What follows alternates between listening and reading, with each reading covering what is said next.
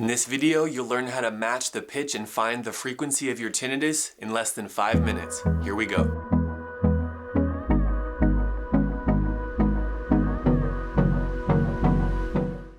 Hey, my name's Dr. Ben Thompson. I'm an audiologist and tinnitus specialist in California.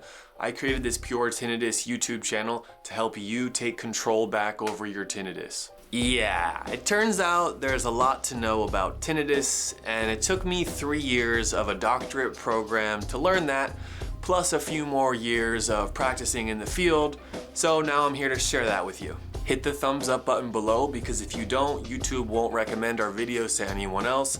Hit that subscribe button so you can stay in the loop on our newest content, and hit the notification bell to get an alert every time we put out a new video. On my side here, you'll see a graphic. This is from audionotch.com, and this is a survey of 1,300 people using their software who matched their tinnitus tone. And you can see that the vast majority of people are centered around 8,000 hertz. Hey guys, we're here to find your tinnitus pitch frequency.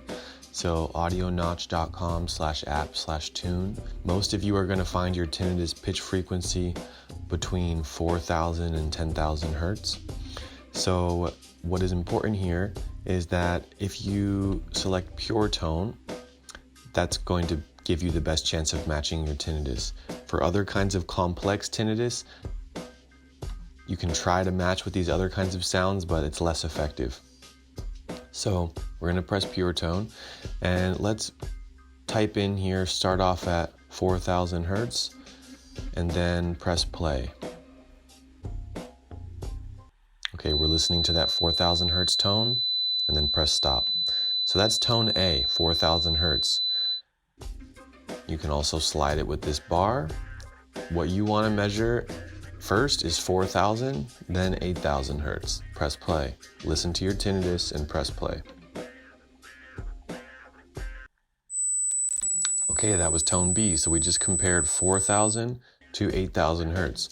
Was your tinnitus closer to 4,000 or 8,000 hertz? If, let's say, it was closer to 8,000 hertz, then we want to go up half of 8,000 hertz. So half of 8 is 4. Therefore, we want to go up to 12,000 hertz.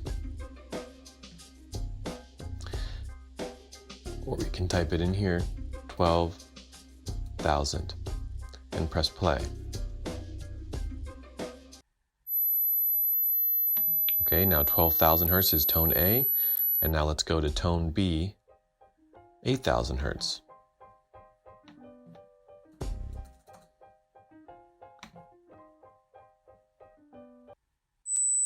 The whole time here, you're going to be comparing your tinnitus in a very quiet place with good headphones to these tones. So let's say that you think your tinnitus is closer to 12,000 hertz. So what we're going to do next is we're going to go to 14,000.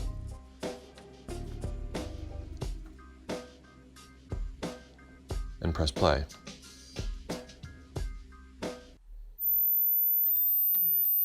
And then we're going to compare that to 12,000.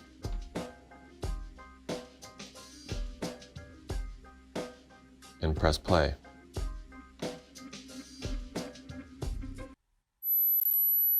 Each time we're comparing two different tones, and you're going to slowly get closer and closer to what your tone is. Continue doing this back and forth, until you get to within a few hundred hertz. A good range is between 200 and 600 hertz. If you're within a few hundred hertz of your tinnitus, then you're close enough. I don't recommend continuing on. There's a minimum point that we can hear a difference in frequency, so it does you no good to try to match the exact frequency. In this example, after it was all said and done, we found that our tinnitus frequency matched 10,000 hertz.